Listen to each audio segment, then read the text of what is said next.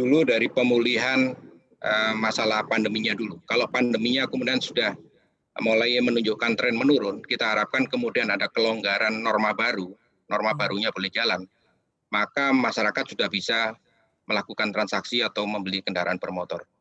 Nah, ini yang kita harapkan segera muncul, dan itulah yang kita persiapkan. Saat ini para pelaku sudah mulai, atau pelaku industri sedang bersiap-siap untuk memulai kembali produksinya, walaupun masih tidak bisa dilakukan sepenuhnya, karena yang dimulai harus mulai dari penjualan juga.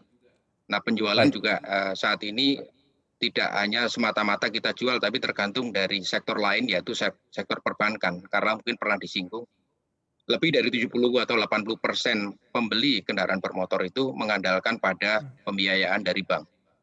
Baik, mengingat tidak ada yang Dan bisa memperkirakan kapan pandemi ini bisa berakhir, sementara Anda mengatakan ya katalis rebound atau recovery-nya berdasarkan dari pulih tidaknya pandemi sebelumnya. Tetapi paling tidak kesiapan normal barunya seperti apa kalau kita berbicara mengenai penyesuaian? Pabrik-pabrik yang sudah beroperasi juga sudah seberapa besar ini Pak Kukuh dari catatan Gaikindo?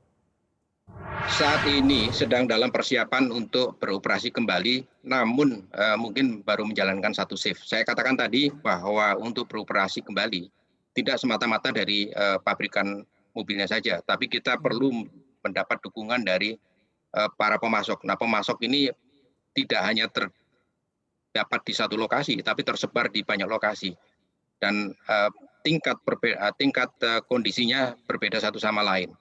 Nah, inilah yang kita harapkan, ada kelonggaran itu, maka norma baru sudah mulai diterapkan dan mulai beroperasi. Saat ini dipersiapkan paling tidak satu shift dulu yang akan jalan. Efek ke kinerja perusahaan-perusahaan otomotif dari data dan angka yang sudah masuk ke Gaikindo seperti apa Pak kinerja dari perusahaan-perusahaan otomotif di tanah air sampai tutup tahun ini?